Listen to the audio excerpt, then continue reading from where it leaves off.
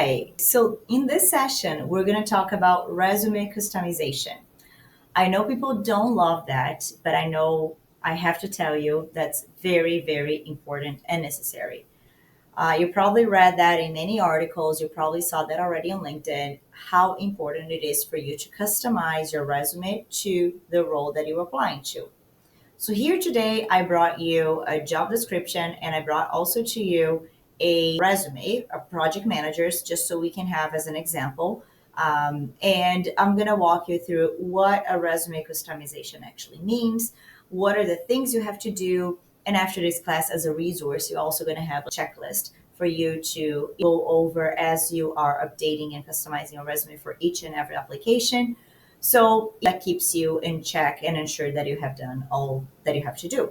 What I'm going to say though, I know it's not easy and I know you're applying for a bunch of jobs and it tends to be frustrating. But the reality is, as I've mentioned in many, many other classes, we have to try and make the recruiter's life easier. The way that we do that is we basically spoon feed them.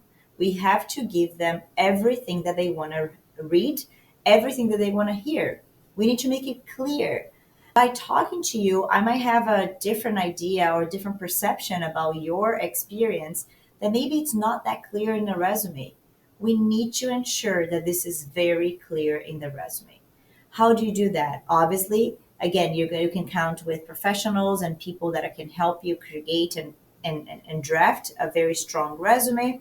But you can ask people, you can ask someone to take a second look for you to ensure that is appropriate and it's really showing your skills. We tend to be very particular and we tend to be very attached to our own experience. That's normal. That's okay. We're all like this.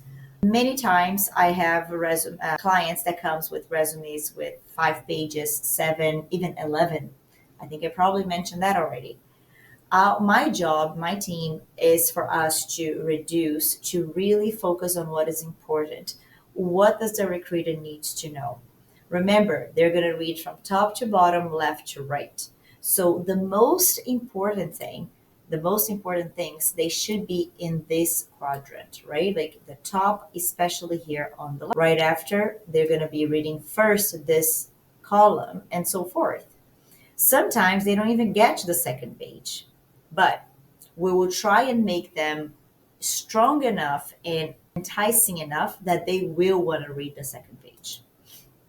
So, as I mentioned previously, for a senior resume, you can have up to 2 pages. For an entry level resume, 1 page is more than enough. And I'm going to show you a little bit of what it does. This resume is what we call master resume. So it's a resume that basically fits for any project manager type of role. So when I'm creating and optimizing a resume for a client, I try and make it specific to the role and the target role that they want, to the industry that they want, but also to give them some wiggle room to work amongst the jobs that they might be applying. So in this case, for example, this candidate, this client, she could be she could work as an IT project manager or a marketing project manager. In this case, I found an IT related project management role, and I would like to show you how I would customize her resume. And obviously, this is going to take longer because I'm showing and I'm teaching to you, but in a day to day, in reality, you're probably going to take around 15 20 minutes to customize your resume. The goal is the more optimized your resume is, the less customization you have to do. So you don't need to worry too much about it because the way that I'm going to give it to you, it should already be as focused and tailored to the type of jobs that you want. So this is a sample of resumes that I create to my clients. So this is the template that you're likely getting as well. And here we have the job description. So here on my left, I'm going to make this bigger now because I just want to go over a job description. What a job description is. It could be basic to many of you, but not for everyone. But basically, a job description is where a recruiter and the HR team has a document that puts all the information that they're looking for in a candidate. Usually starts obviously with the title, And then it gives you a little bit of the understanding of what the company is. So usually it's a little blurb. So in this case, it's a global IT service provider. And then in this case, they're actually looking for a professional for their client. So they're not hiring for Apex Systems itself, but for one of the big five banks. And then it tells you a little bit about the location, the terms, how many hours, and then there are the requirements. So a lot of people ask me, Marina, but what if I don't have all the requirements? What if I really don't, if I only have, like, let's say 60%, 70%? I want to say if you have at least 70 to 75%, you should apply.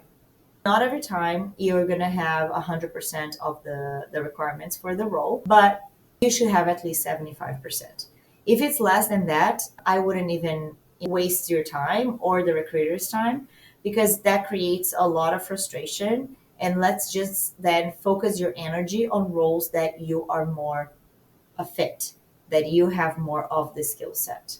I would also wouldn't worry too much about the ranking that LinkedIn gives you. So for example, obviously my profile is in HR, so this is definitely not a profile for project manager, but like usually they give you a rating here. I wouldn't worry that too much. So just focus on reading and understanding the job description and understanding how well do you that you can do in this role. So I would start with the requirements. If this is very basic to you, you can start as basic as for each and every bullet, you can just literally put a note and saying 7 years of project management. Do I have that? Yes or no? Smaller projects from 2 to 10 million. Do I have that? Yes or no? So if you literally just go by line, that's how we understand if you are really a good match for this role, but also that's how you prep for interviews. I'm going to talk about that way later. Keep that in mind because we're going to go back to job descriptions when we're prepping for interviews. A lot of job descriptions, they usually have qualifications here as well. In this case, they don't. But basically, they put everything under requirements. So requirements for them means what the person is going to be doing and what we expect you to have.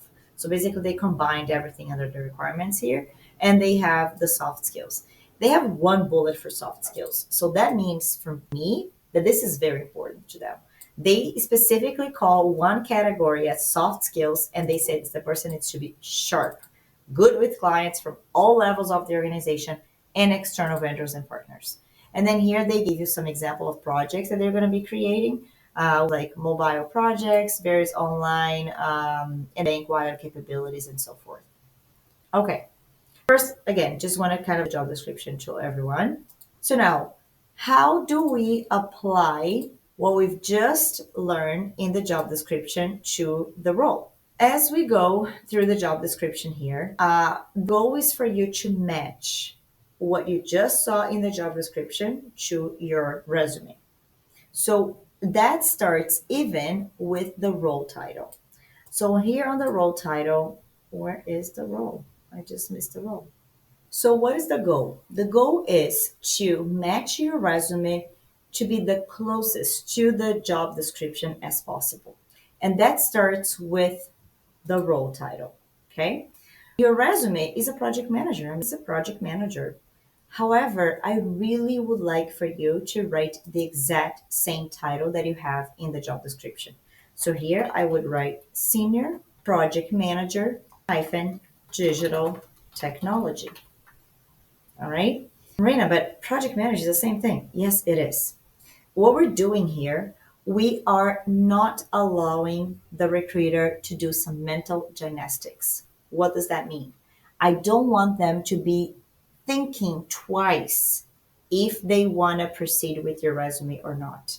I want them to be straight on. Yes, senior project manager, digital technology. Yes, it matches. I basically want their brain to be, yes, check, check. That's what we want. And we need to facilitate things for them. We need to provide the best of the information and very clear information for them so it's easier, again, so they don't have to think twice. All right. So first things that they say in the requirements.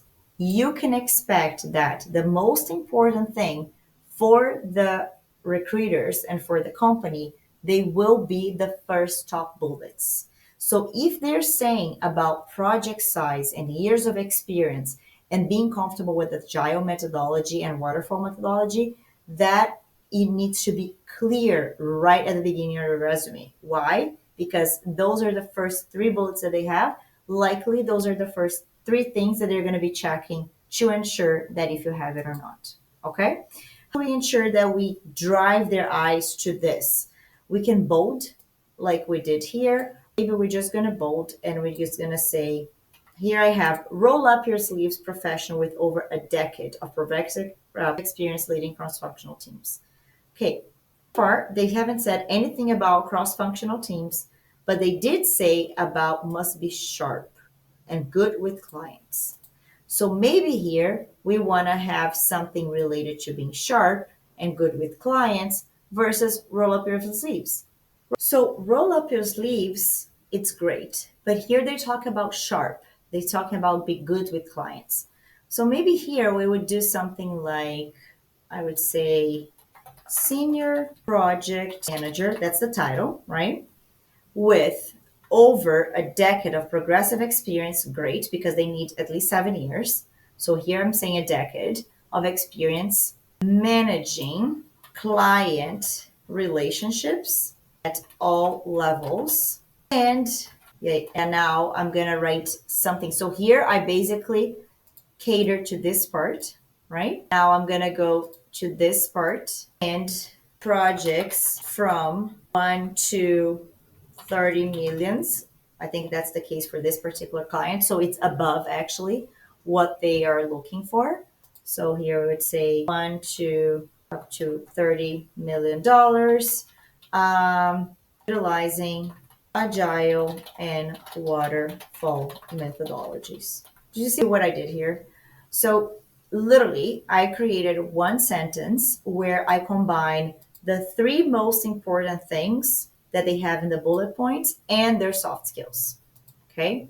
Obviously, we can redo that and rewrite in different manners, but I just want to show you how we basically combine what they want. And I really want to say this immediately, right at the first sentence. So again, they don't spend time looking for this information.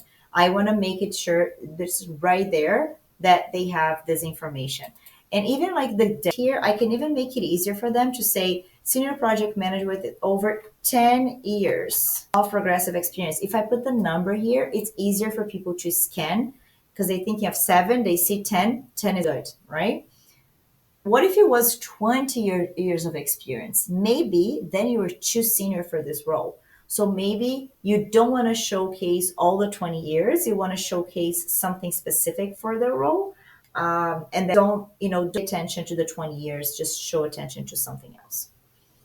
Anyway, so then you would be, a little bit more of the summary here. So for example, the fourth bullet, they say full understanding and experience working with regulatory projects, understanding financials. So here I have something about timelines, budgets, and all. They have this here, right? Scope, schedule, finance, issue. They have all that. But this is not the first bullet point. So maybe let's bring a little bit of the other stuff here to the top, and then we just remove the other things. Another thing, remember, this is a master resume. So in here, we also had marketing related things in case she was applying for those type of roles. So this, for example, this sentence here that says, able to guide marketing and event management initiatives, blah, blah, blah, not aligned to this job description.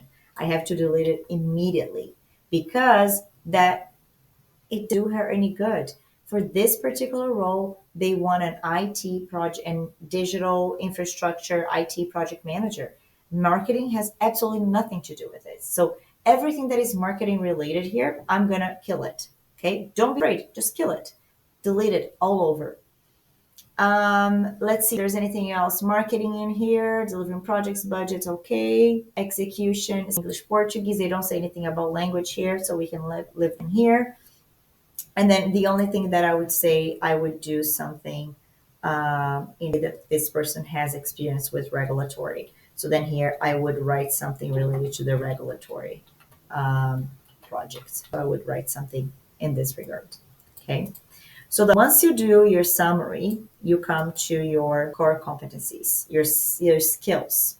Usually, the way that I separate the table is here I have the most obvious and the key words, the most important things for this role. So, for example, in this case, agile and waterfall. So here we would change agile and waterfall.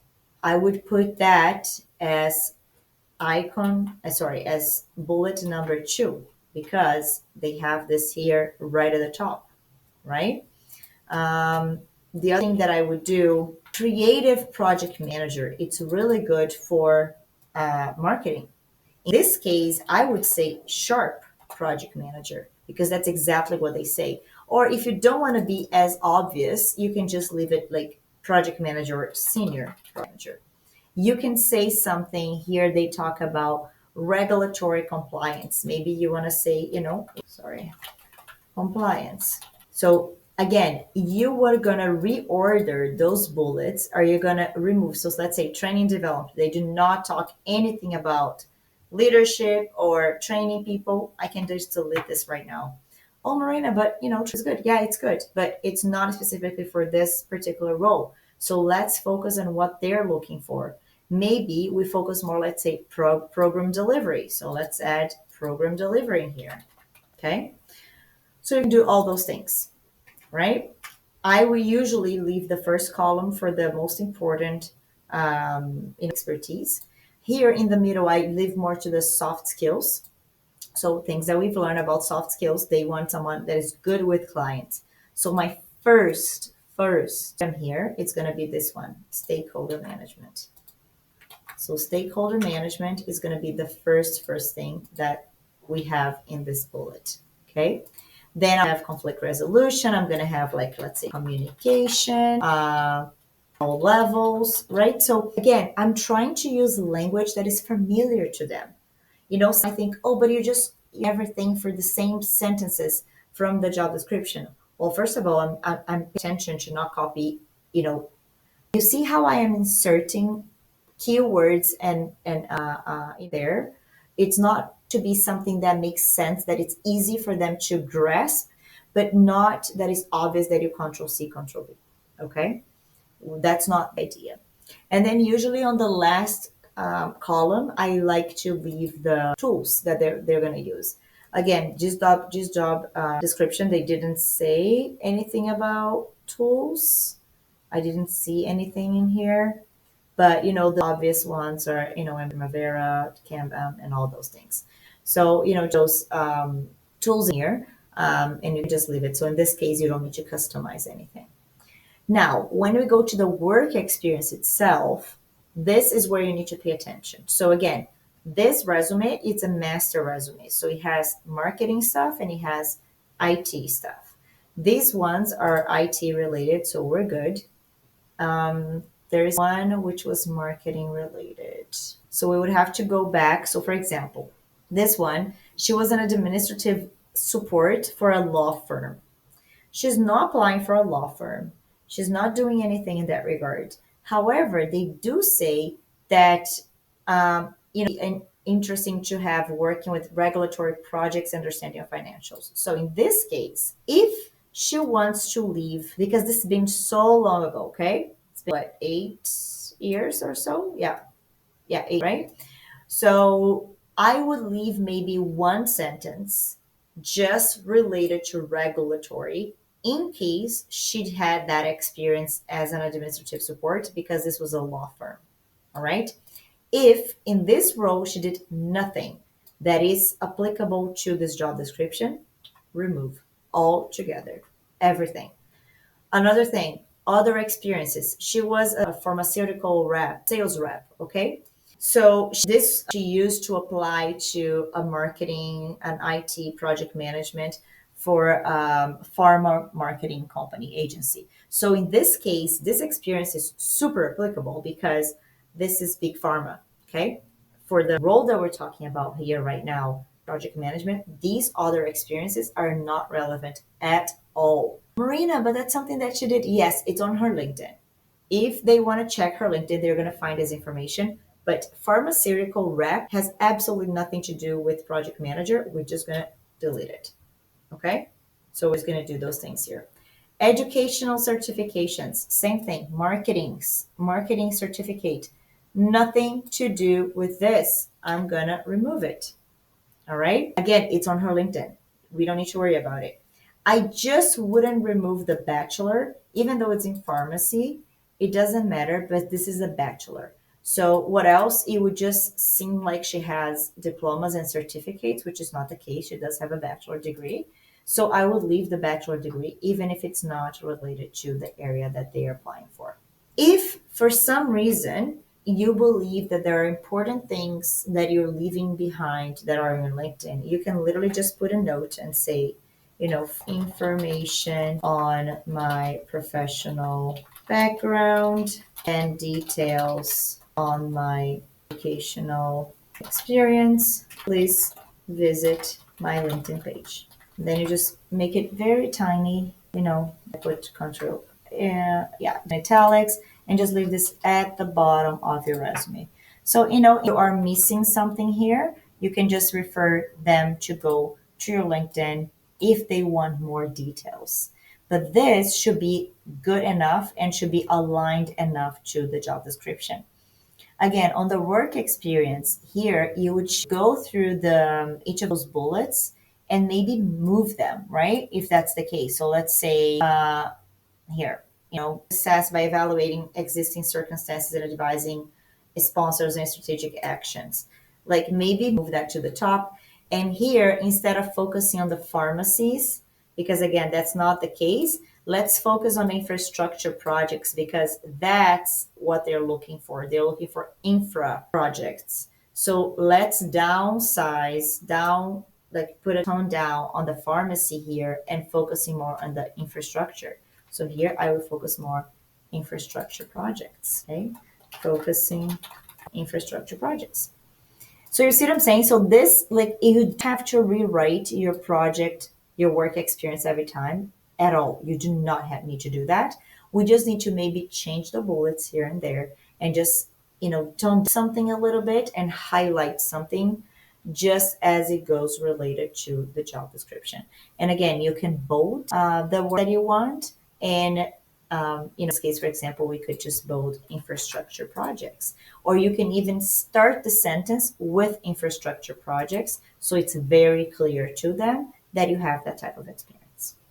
All right? So again, role title, summary, highlighting the first bullets of the job description, changing the core competencies by changing the order and looking for the keywords in the job description, and changing slightly the work experience. This is very slight, guys. This is, again, it's just order of the bullets and just, things here and there in work experience and maybe changing a few things here on the educational certification. So now it's under 2 pages. You can even have more space. So if you want to space it out a little bit, if you want to make the fonts a little bit bigger, you can do all those things. This is the most traditional of matching and customizing your resume. Nowadays, we're all using AI, and yes, you can use AI to do so. So I'm going to show you how you're going to do that, to kickstart. But again, I want you to be very, very cautious how you're going to customize your resume using AI because I want it to sound super AI generated, right? In this particular way, you could literally go to ChatGPT, just put small here and there, and that could be done. And that it wouldn't like show clearly that is a AI generated resume. Whereas if you put the whole resume in ChatGPT, for example, that might look like a generated AI resume. So in the next session, in the next video, I'm just going to show you how to do something, the customization using ChatGPT, just to kind of like going and make things easier for you, especially on the summary. I think that's where we most and things easier for you. All right, I will see you there.